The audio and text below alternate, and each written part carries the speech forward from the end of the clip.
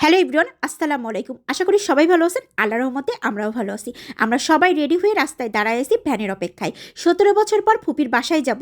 যেমন আম্মু খুশি তেমন আমি ও মেহেজাবিন। আমার পুরো শৈশবটাই আমার ফুপিদের সাথে কাটছে, সেটা দেখানোর জন্য ভাবলাম মেহেজাবিন নাফিসাকেও নিয়ে যায়। এদিকে নাফিসা অধি আগ্রহে অপেক্ষা করতেছে তার অর্নিয়ানটির সাথে তার প্রথম দেখা হবে, কারণ সে আর তার অর্নিয়ানটি সম্পূর্ণ ফটোকপি।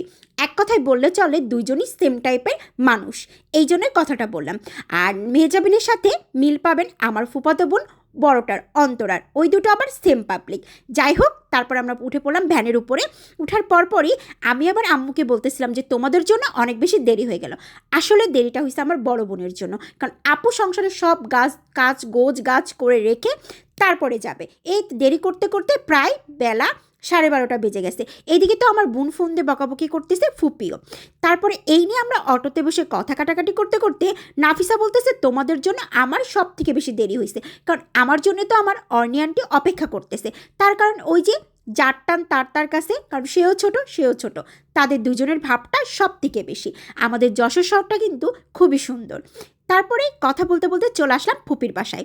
এখানে আমার বোন নিজে হাতে খুব সুন্দর ওয়েলকাম টু আওয়ার হোম একটা কেক নিজে হাতে বানাইছে, আর এত বেশি মজা ছিল বলার বাইরে। এখানে নাফিসাকে জিজ্ঞাসা করলাম তোমার কেমন লাগতেছে, বলতেছে অনেক বেশি ভালো লাগতেছে। মেজাবিনকে বললাম চলো আমরা দুজনে ড্রিঙ্কসটা খাওয়া কমপ্লিট করে আগে ছাদের উপরে চলে যাই। তার কারণ আমার ফুপা নিজের হাতে খুব সুন্দর একটা ছাদ বাগান তৈরি করছে।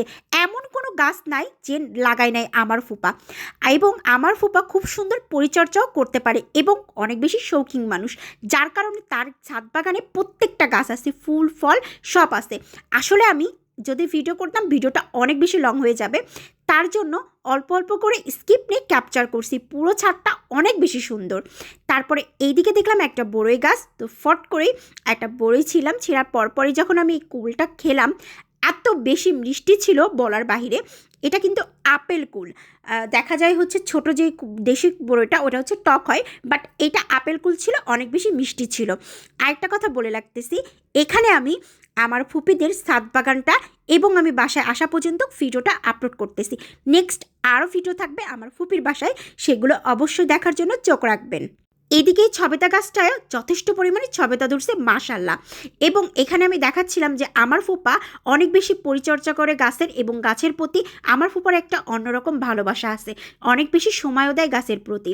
নেক্সট টাইমে আমি ফুপার কাছ থেকেই ভাবতেছি কীভাবে পরিচর্যা করে সব কিছু শিখে রাখবো, কারণ আমিও নেক্সট টাইমে এরকমই গাছ টাছ লাগাবো।